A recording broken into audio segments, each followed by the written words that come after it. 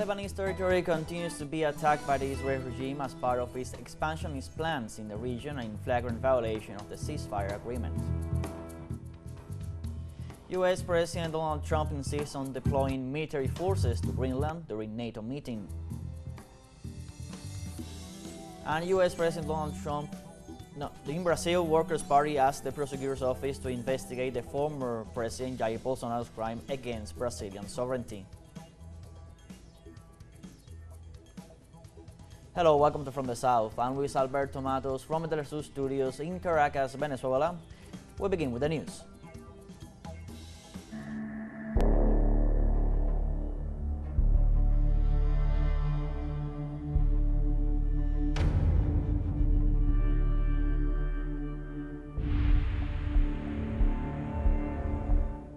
In Lebanon, the Israeli regime continues to attack the territory as part of its expansionist plans in the region and in flagrant violation of the ceasefire agreement. According to Lebanese authorities, the Israeli Air Forces carried out bombing raids near the cities of Baalbek and Janta, located in the border area with Syria in the east of the country. Civil defense teams report no casualties nor significant damage. Since the beginning of the conflict, these colonialist forces repeatedly crossed the blue line illegally, carrying out combats in several localities of the country, seriously disrespecting international law and the sovereignty of the countries.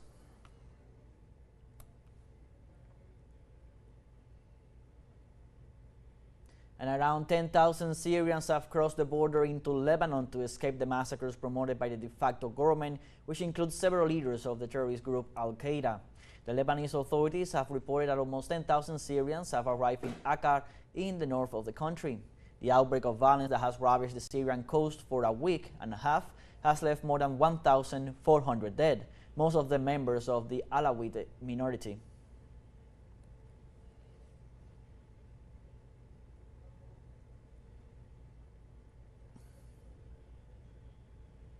And Arab nations call on states and organizations to take strong action against Tel Aviv after the United Nations fact-finding mission to the occupied territories concluded that Israel committed genocidal acts through the systematic destruction of sexual and reproductive health facilities. The Euro-Mediterranean Observatory for Human Rights assures that after this report, the Commission should call on states and organizations to force Israel to comply with its responsibilities under the Genocide Convention. They emphasize that inaction in the face of the crimes of the occupation has contributed directly and indirectly to the ongoing genocide. The mission's report is conclusive about the crimes of the occupation.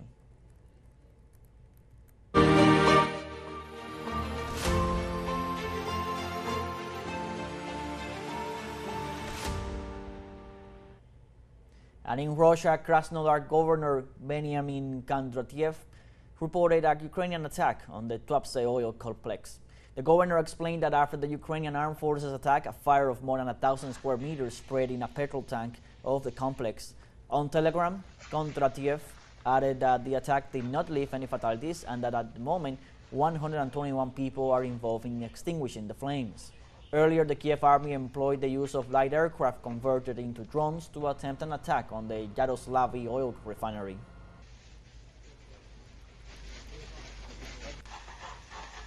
And Ghana's President John Mahama shocks ECOWAS with a policy shift after visiting Burkina Faso, Mali, and Niger. On Saturday, March 8th, President Mahama held talks with Mali's leader, military commander Assimi Goïta, in which he said that ECOWAS and the Alliance of Sahel states could coexist without interference. On March 10th, the Ghanaian president met with Burkina Faso military leader Ibrahim Traoré and proposed opening a daily flight between both capitals to facilitate trading. Burkina Faso, Mali, and Niger announced the creation of the Confederation of the Alliance of Sahel States during the institution's first summit, July 6, 2024. Since January 29th, the three states are no longer ECOWAS members and describe the regional bloc as a tool of former colonial powers.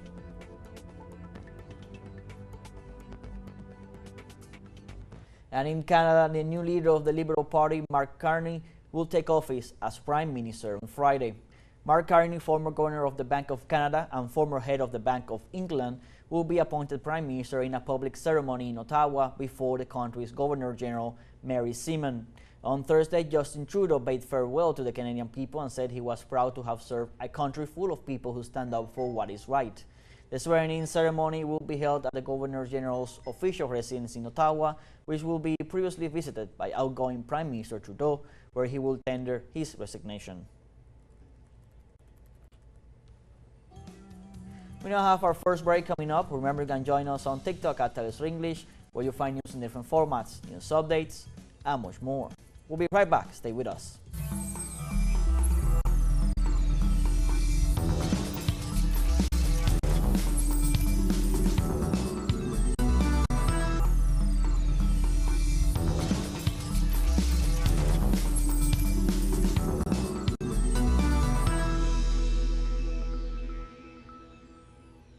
Welcome back. U.S. President Donald Trump insists on deploying military forces to Greenland during NATO meeting. The U.S. President reiterated his intention to annex the territory of Greenland during his first meeting with NATO Secretary General Mark Rutte. He also proposed sending troops to the island and has denied that it truly belongs to Denmark. Last Tuesday, Greenland celebrated elections in a period of high tensions after President Trump began claiming weeks ago that the United States aspires to keep Greenland, a space that has gradually gone from being a joke to a genuine journey. And in the United States, 2 federal judges ordered President Donald Trump's administration to reinstate thousands of workers laid off as part of the large-scale downsizing that took place at several federal agencies. Judge William Alsup in San Francisco ruled Thursday that the layoff did not follow federal law and demanded that offers of reinstatement be sent out immediately. White House Press Secretary Caroline Leavitt claimed the decision was an attempt to interfere with the president's power to hire and fire employees. The judge's order followed a lawsuit filed by a coalition of unions and organizations as the Republican administration moves to slash the federal workforce.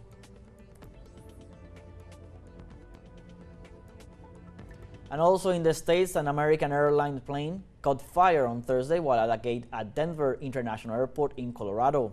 The Boeing 737-800, which took off from Colorado Springs with 172 passengers on board, was diverted to Denver after reporting engine vibrations. After remaining in the air for about an hour, the aircraft landed and headed towards its gate at the exact moment when the fire broke out. The accident forced 6 passengers to stand on the wing of the plane during evacuation, while 6 others were taken to the hospital for shock due to minor injuries.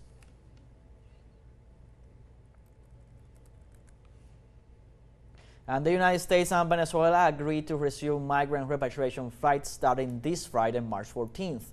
Washington's Special Envoy Richard Grenell announced the agreement through his social media X. Previously, the president of Venezuela, Nicolás Maduro, stated that the sanction against the oil company Chevron affected the news channel of communication with the U.S. authorities and the repatriation flights of migrants. In addition, the Venezuelan government reaffirmed that most of the returnees are people who migrated in search of economic horizons, and just a few of them have criminal records. And in Haiti, the advance of the coalition of violent gangs remains unstoppable. The criminal coalition, Living Together, perpetrated an attack on the building of Radio Television of the Caribbean, the largest media group in the country. The information was confirmed by members of the corporation who echoed several videos on social media where the building can be seen in flames. Last March, during another gun offensive in the center of Port-au-Prince, the capital of Haiti, the fences in the middle of the city were hit by several projectiles. A few days ago, the Living Together coalition resumed actions in the Carrefour Foyers area, where hundreds of people have been forced to leave their homes, thus increasing the number of displaced people.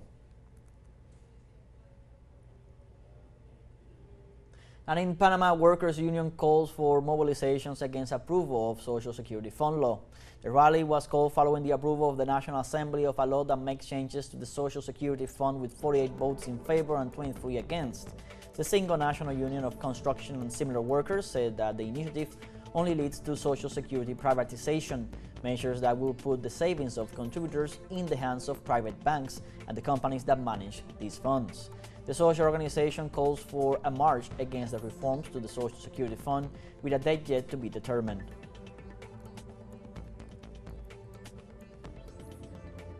And on Thursday, a dangerous penitentiary on the coast of Guayaquil, southwest Ecuador, registered its 4th car bomb attack, leaving 1 dead and 2 wounded. The police have begun investigations into what was described as a new event in the escalation of violence facing the country 1 month before the electoral process. The police commander informed that only victim in the incident is a police chief from the Pascuales neighborhood who approached the vehicle when he noticed that it was on fire.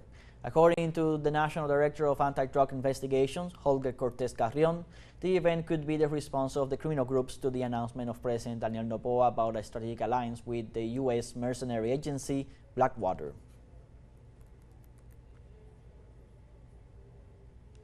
And Colombia resumes trial of former President Álvaro Uribe accused of bribery of witnesses and procedural fraud. The criminal trial, which began on February 10th, is the first of its kind against a former president in the history of the country. The hearing held on Thursday included the appearances of Carlos Lopez, also known as Caliche, and Rodrigo Vidal. The first of them allegedly acted as liaison between the former president and Juan Guillermo Monsalve, the key witness in the process who made a recording where he was offered legal benefits in exchange for making a statement in favor of Uribe. We now have our second short break coming up. Before we invite you to visit our Facebook page at teleSUR English. There you'll be able to watch our top stories, special live coverage, and much more. Follow our page and activate the notification button to stay up to date on the world's most recent events. Final short break, we'll be right back.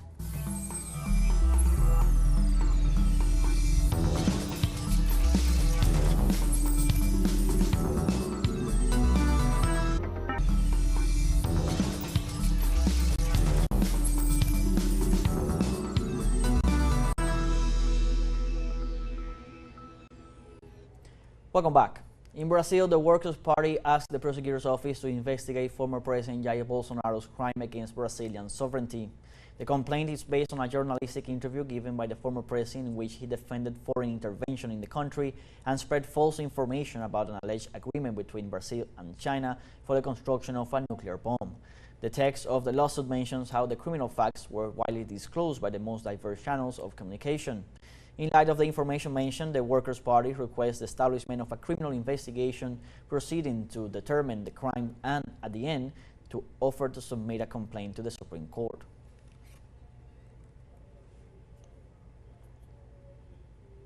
In Argentina, the General Labor Confederation announced a new general strike for the first days of April.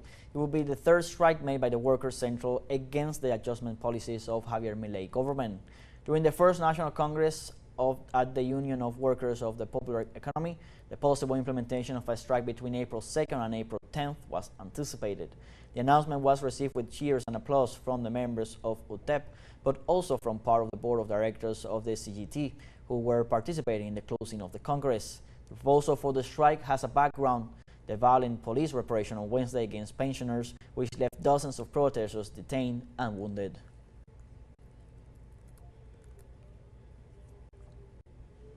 In Ecuador, the National Electoral Council approved this Thursday the prohibition of the use of mobile telephones and electronic devices during the voting process, 1 month before the second round of national elections.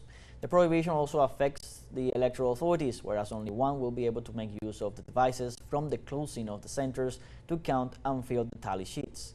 This prohibition will not apply neither to delegates of the political parties, who will be able to take photographs of the tally sheets for electoral control, nor to observers and press. This decision is taken based on police intelligence reports which indicated that there were reports of extortion during the first round of elections.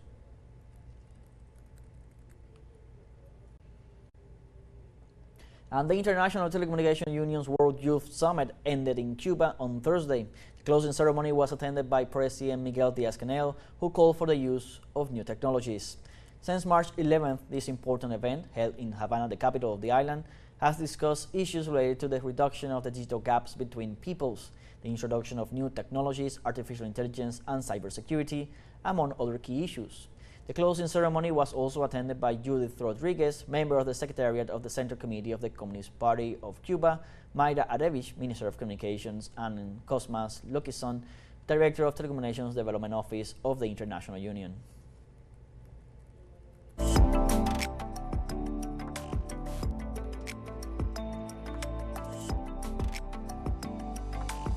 And in Cuba, 100 years after the approval of the Ay Quesada Treaty, original documents related to the signing of the agreement that returned Isla de Pinos to Cuba were exhibited today in the lobby of the Cinema Theater. Among the exhibition was the 1904 treaty, which bears the name of the signatories Gonzalo Quesada y Arostegui, representative of Cuba, and John Hay, Secretary of State of the United States. This agreement took 21 years to be ratified by the U.S. Senate. The files of the Foreign Ministry of Quesada and Cosme de la Corriente could also be appreciated with photographs of the time, where the excitement of the population was reflected when Isla de Pino was reincorporated to the Cuban jurisdiction. And 100 years after the ratification of the Hay-Quesada Treaty, the truth of the struggle of the Cuban people to recover Isla de Pinos is exhibited, lands that were invaded by the United States.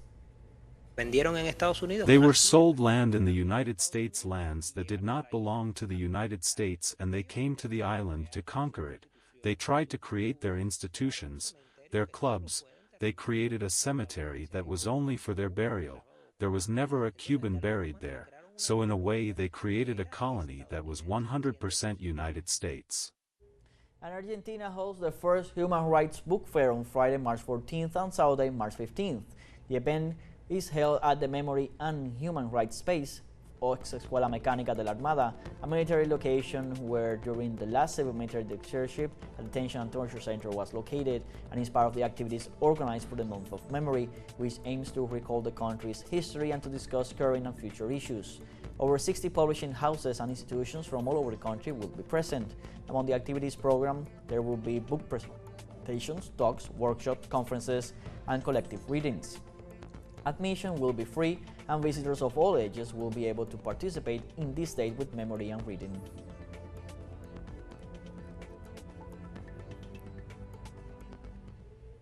And since the early hours of March 14th, a total lunar eclipse was visible in North America, South America, part of Western Europe, Africa, and the Pacific region. In the North American region, the eclipse began late in the evening of Thursday, March 13th, and lasted until the early hours of Friday, March 14th, depending on local time zones. The astronomical phenomenon is also known as blood moon because during its most striking phase, the moon's transformation into an intense red was visible. With this astronomical event, we have come to the end of this news brief. You can find these and many other stories on our website at telesurenglish.net. Also join us on social media, Facebook, X, Instagram, Telegram, and TikTok. For Telesur English, I'm Luis Alberto Matos. Thanks for watching.